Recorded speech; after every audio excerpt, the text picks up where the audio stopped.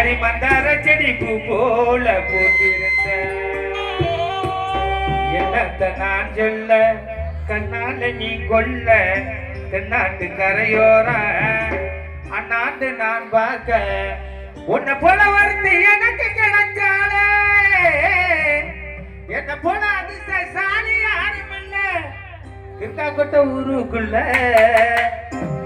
அண்ணன் கொடி ஒன்று தேடி அது பண்ண ஓடி அது வந்து பார்த்து ஓடி